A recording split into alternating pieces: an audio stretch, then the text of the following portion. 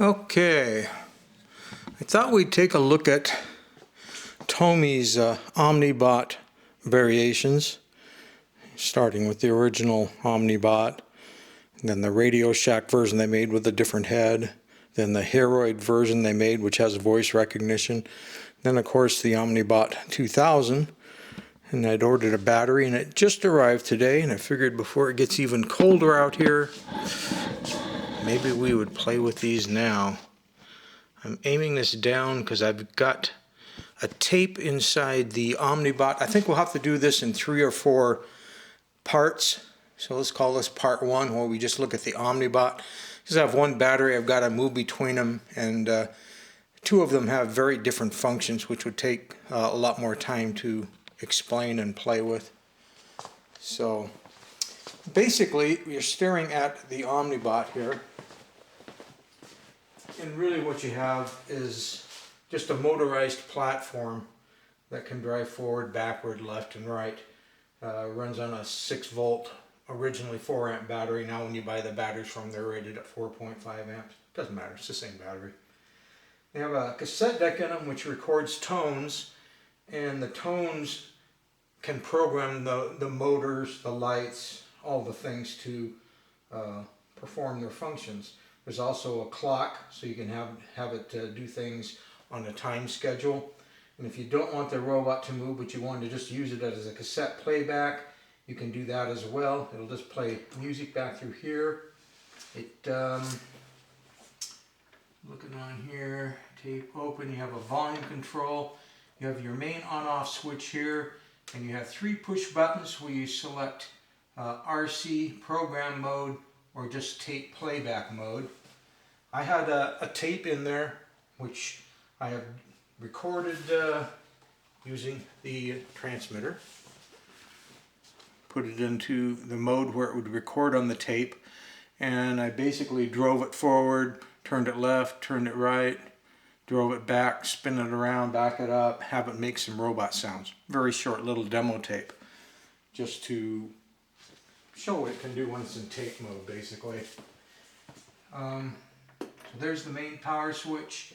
You have all your normal cassette type things: stop, eject, record, rewind, fast forward, play, and pause. So we'll go into play because I've already rewound it, I think. Got to get past the leader on the tape. So there was the command that I had given it. See, I'm not using the remote, that I had given it to go forward. And I gave it a command on the tape to turn. They don't use any encoding on the wheels, so it doesn't actually perform functions exactly the same every time. For example, if the motors run slower when the batteries are getting weak or something, or the battery is getting weak.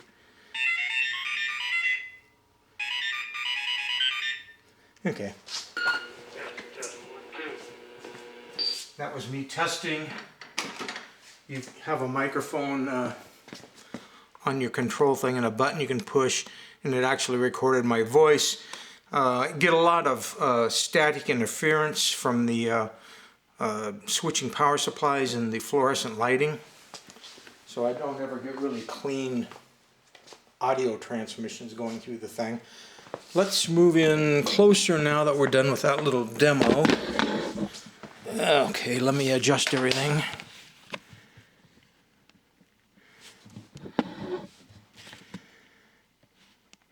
So because there aren't encoders and it doesn't really know exactly where it is, it's just kind of based on the motor speed and the length of the tone. Even if your tape ran slower or something, then it's going to change where it went, if it still could detect the tone. They have a control on the body. Here you can see where it says Tomy. Somewhere down here. I'm trying to remember where.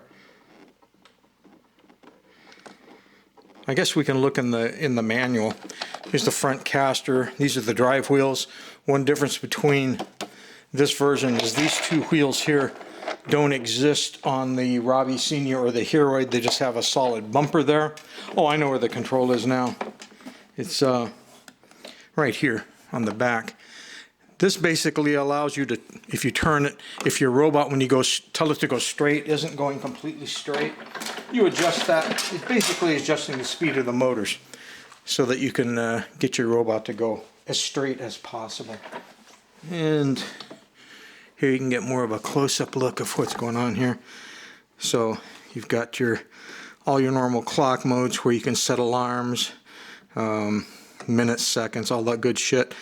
But basically you can have it start a program at a certain time or play music at a certain time. Has the day of the week, so you can even go that far with it. Like I say, this is the on-off, and the green indicates on. If you're in RC mode, then you get a light over there. Well, it's actually a 3-position switch. On is right in the middle. All the way over, you're in the timer mode section then, where it's waiting for the clock to tell it what to do. RC mode is if you just want to control the thing as a radio controlled toy. Program mode is where we just were, where I was playing back the command on the tape. And if you just want to listen to a tape but don't want the robot moving, then you just go over into tape mode. Here's your main volume control. And the speaker's down here. To get to the tape, you hit that switch. Then, of course, the tape is right there.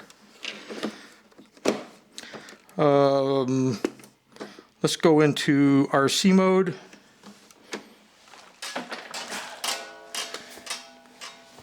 And I'll get back just a little bit more so you can experience that, I guess. You turn that on, pull the antenna up. So on here you can see if I move the joystick up, then it goes forward, and move back, goes back, move it with your left and your right, with the back side.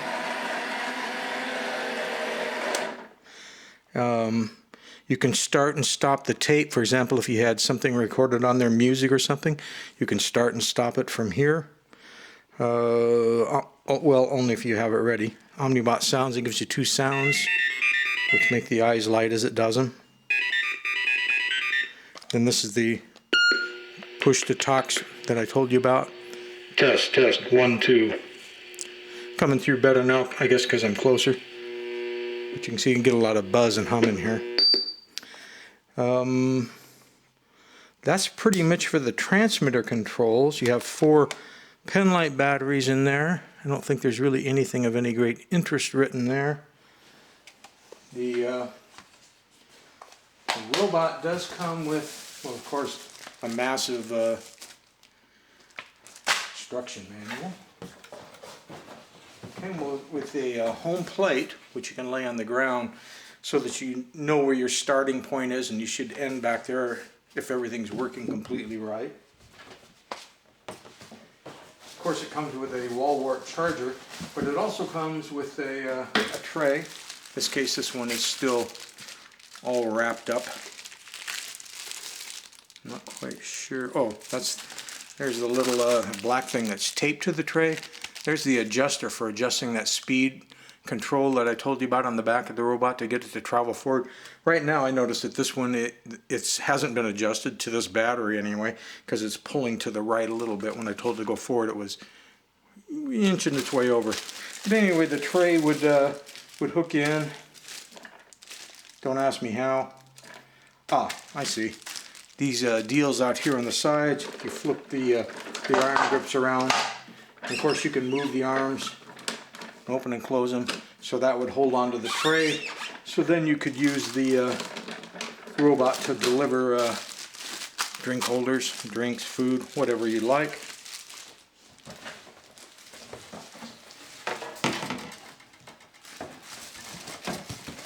I should have looked at when I took the tray out, how to put it back in. I'm going to have to figure that out. Styrofoam inserts on the inside. I don't know. Let's do the manual now. So those of you that aren't interested in the manual can stop watching now. And if you are interested, then here it will come. Let's see if there's anything on the back. There's a date, 1984, Tomy. And of course at this point they're still pimping Verbot and Dingbot. Yeah, there it shows the little adjuster that we talked about. a wall wart charger for charging the battery in the robot, the tray, everything's listed there. All the pages, each page is going to have all the information you need to learn to perform that function. And here's basically telling you what all of the switches and everything do. I don't think we'll go through this whole manual.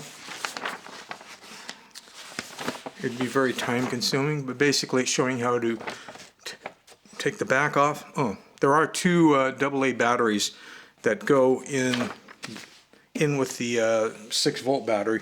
The two AA's are for running the clock, and they do need to be in there for everything to work right. That's going to be one difference between this version and the version that they made for Radio Shack, the Robie Senior. It only takes one AA battery for the clock, but let's not get ahead of ourselves. That'll be maybe the next video. Well, here's a page talking about that adjustment.